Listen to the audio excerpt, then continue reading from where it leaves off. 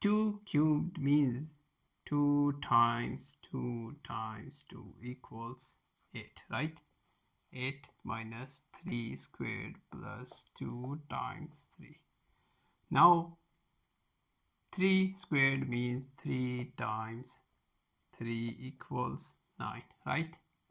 8 minus 9 plus 2 times 3.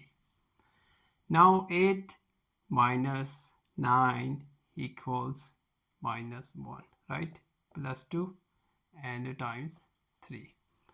Now minus 1 plus 2, minus plus minus, so 1 times 3.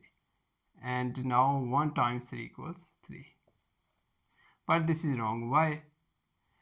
Because exponent first, then multiplication and division, then addition and subtraction, right?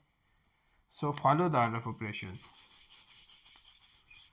We use PEMDAS rule. Addition and subtraction after multiplication and division, right? So now let's solve this again. 2 cubed equals 8 minus 3 squared plus 2 times 3. Now 8 minus 3 squared means 9 plus 2 times 3. Now multiply first, right?